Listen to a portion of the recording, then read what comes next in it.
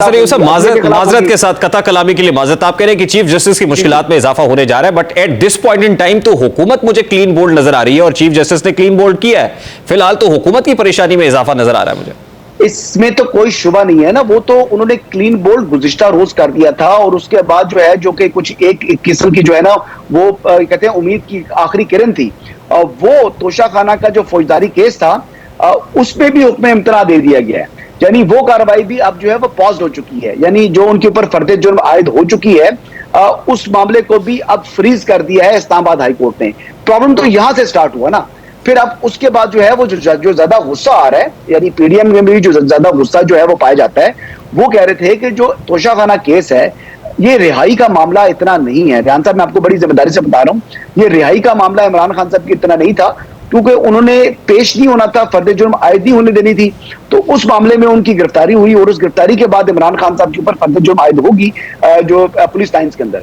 अब इमरान खान साहब के ऊपर वो जो चीज ने फास्ट ट्रैक होना था उस केस में, उसको ना सिर्फ वहीं पर जो है वो फ्रीज कर दिया गया है बल्कि एक लंबी तारीख डाल दी गई है।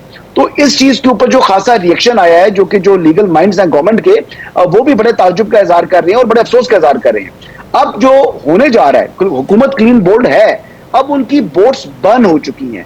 अब उन्होंने क्या करना है, हम तो डूबे हैं सनम, तुमको भी साथ ले डूबेंगे।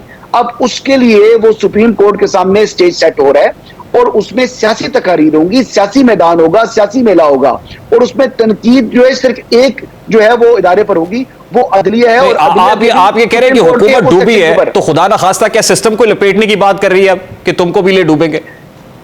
नहीं, अब बेसिकली उनको जो है वो फर्द जुर्म के हवाले से, क्योंकि आज बड़ी चीज क्लियर हो गई है जिस किस्म की, बल्कि गुज़िश्ता रोज ये क्लियर हो गई थी जब इमरान खान साहब को प्रोड्यूस करने का हुक्म दिया था चीफ जस्टिस ने, तो उनको चीज वो बड़ी वाज़ेह हो चुकी थी कि जी यहाँ पर इमरान खान के लिए सहूलतकारी जो है वो फराम की जा रही है और जो है वो फ्रंट फुट पर आगे की जा रही है। अब उनको देखिए, उनको खुशामदीद किया, उनको कहा खुशी हुई आपको देखकर, वेलकम खान साहब। ये एक अक्यूज जो कि करप्शन केस के अंदर अक्यूज हो, उसको जो है इस किस्म का रवैया होता है अदालतों के साथ, अदालतों के अंदर, तो ऐसा नहीं होता। एक खुसूसी रवैया बिल्कुल ठीक है, बिल्कुल आप सही कह रहे हैं, हवाले से आप सही कह रहे हैं हसन अय्यूब साहब। 25 मई को भी यही कुछ हुआ, कहा गया डी चौक में नहीं आएंगे, आ गए, उसके बाद क्या हुआ, कुछ भी नहीं। लेकिन मैं तो ये कह रहा हूं कि हुकूमत के लीगल माइंड्स क्या कर रहे हैं माजरत के साथ, मतलब ये क्या मशवरा दे रहे हैं? विफाकी काबीना के इजलास बार बार हो रहे हैं लेकिन कोई आउटकम नहीं है उसका, तो हुकूमत के अपने ऑप्शंस महदूद हो गए। क्या सोच रही है हुकूमत, या हुकूमत क्या कर सकती है at this point in time, क्योंकि ये सोचते रहेंगे और वो कंटेम्प्ट भी लगा देंगे वजीर आजम के ऊपर। जी बिल्कुल, अब देखना कि 4 जजेस ने एक फैसला दिया था, ठीक है, तो उन्होंने जो है वो 3 जजेस के फैसले पर इंप्लीमेंटेशन बेंच बना दिया चीफ जस्टिस ने। तो वो 4 जजेस ने क्या कर लिया, हुकूमत को तो छोड़ें एक दफा, अभी तो बात करें सुप्रीम कोर्ट के जजेस ने जो है वो क्या कर लिया है। बात यह है कि अब आपने अगर किसी कानून को नहीं मानना, आपने एक प्रोसीजर के तहत नहीं चलना, आपने एक आदमी जिसकी ऑलरेडी अरेस्ट हो चुकी है, 8 दिन का रिमांड हो चुका है, उसको भी आपने जो है वो डिक्लेयर कर देना है कि वो अरेस्ट ही नहीं हुआ, और वो फिर बेल पोस्ट अरेस्ट नहीं, बेल बिफोर अरेस्ट के लिए हाई कोर्ट में गया। देखें जी, बेल बिफोर अरेस्ट के को जो है उसके लिए जो असूल है वो और है, बेल पोस्ट अरेस्ट के लिए असूल और हैं। बेल बिफोर अरेस्ट के लिए वो हाई कोर्ट में जा सकते थे, bail post arrest, sorry bail before arrest के लिए वो हाई कोर्ट में जा सकते थे, बेल पोस्ट अरेस्ट के लिए उनको नैब कोर्ट में जाना था इमरान खान साहब ने अलकादर ट्रस्ट केस में। लेकिन वो तमाम की तमाम चीजों को लपेट दिया ना, एक ऐसा मिसाल कायम कर दी जो कि इससे पहले माजी में मौजूद नहीं है। अब आप देखें कि एक आदमी है जिसने जो है वो आपने उसने 5th क्लास का एग्जाम देना है, आप उसको डायरेक्ट जो है वो 9th क्लास में जो है वो पेश कर रहे हैं, मतलब इस तरीके से उन्होंने किया, मतलब वो जो उसके लिए एलिजिबल ही नहीं है।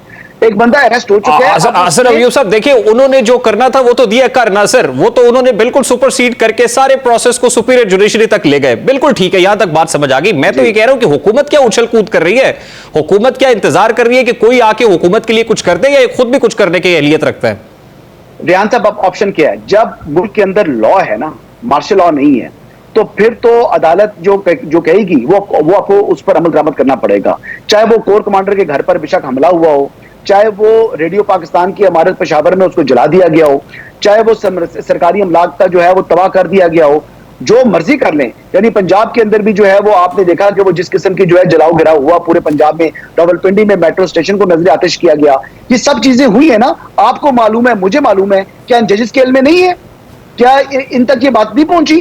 और अगर नहीं पहुंची तो इंतहाई अफसोस की बात है कि वो इतने लाइल्म है। और अगर उनके इल्म में ये बात मौजूद है और फिर ऐसी सूरत हाल में ब्लैंकेट बेल देना मेरी समझ से तो कम से कम बाहर है। अब उन्होंने ये कर दिया, अब गवर्नमेंट क्या कर सकती है?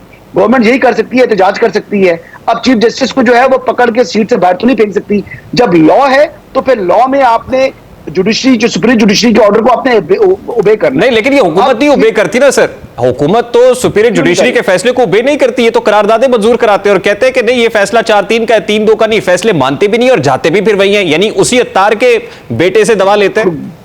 गवर्नमेंट तो मानती है, पार्लियामेंट ना माने तो पार्लियामेंट की अपनी स्वाबदीदा है। पार्लियामेंट, देखिए एक बात आप हंस रहे हैं, पार्लियामेंट जो है वो सुप्रीम है रेहान साहब, पार्लियामेंट सुप्रीम है। पार्लियामेंट ही जो है वो मनी बिल की के लिए जो है वो उसकी मंजूरी देता है या उसको रिजेक्ट करता है।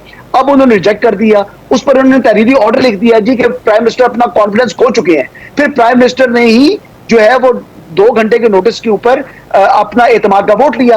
अब एतमाद के वोट लेने के बाद अब ख्वाजा तारिक रहीम की जो अब्दुल कयूम सिद्दीकी के साथ गुफ्तगू हुई है उसमें आपने सुनी नहीं गुफ्तगू? उन्होंने कहा जी कंटेम्प्ट होने जा रहा है। सर हम तो सब कुछ सुन रहे हैं सर, हम तो वो सुन रहे हैं जो आज से पहले नहीं सुना सर। आज से पहले ना सुना गया ना देखा गया, हम सब वो देख भी रहे हैं, वो सुन भी रहे हैं। लेकिन सवाल, मेरा क्वेश्चन रिमेन्स द सेम कि हुकूमत क्या कर रही है सर, या क्या कर सकती है, क्या ऑप्शन है इसके पास?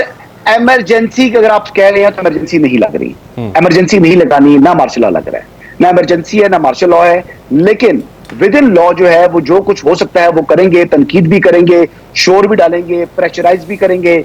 मेरे नहीं ख्याल के इस मरतबा वो जो 1997 में सज्जाद अली शाह साहब के जमाने में सुप्रीम कोर्ट पर हमला हुआ था वो तारीख दोबारा नहीं दोहराई जाएगी। लेकिन यह है कि कम से कम तकरीर जरूर होगी, बड़ी सख्त तकरीर होगी, वो तमाम टेलीविजन चैनल से वो नशर करेंगे और चीफ जस्टिस को वो तकरीर सुननी पड़ेगी। अब उसका देखें, जो बोएंगे वो काटना पड़ेगा। अब आपने जो बोया है, आज आपने फसल बो दी, यानी गुज़श्ता रोज भी आपने फसल बो दी और आज के दिन भी आपने फसल बो दी इन 72 घंटों में। अब कल आपको वो काटनी, पीर के रोज आपने वो काटनी है तो वो काटे फिर। अब देखे ना, एक आदमी है उसने खुद ही जिस डाल पे बैठा हुआ है उसको काट रहा है तो फिर उसने गिरना है ना। तो फिर ये तनकीद जो है ये इन्होंने खुद मांगी है, अब ये तनकीद होगी। देखिए आपने इस किस्म की सहूलतकारी फराम की है इमरान खान साहब के लिए जो आम सिटीजन को अवेलेबल नहीं है। आपने साबित कर दिया कि पाकिस्तान में कमजोर के लिए अलग कानून है और ताकतवर के लिए अलग कानून है। ताकतवर से मुराद former prime minister Imran Khan की मैं बात कर रहा हूं। ठीक है हसन अय्यूब साहब, देखना यह है कि इस तनकीद से, इन तकरीरों और तहरीरों से वो टहनी कटती है या वो टहनी अपनी जगह पर उसी तरह से मजबूती से जमी रहती है। बहुत बहुत शुक्रिया। Have to take a very quick short break. Sahab हमारे साथ हसन अय्यूब साहब मौजूद थे। Let's take a very quick short break और ब्रेक के बाद जब वापस आएंगे हुकूमत के रिस्पॉन्सेस पर जरा बात करेंगे। इस ब्रेक के बाद हमारे साथ रहिएगा।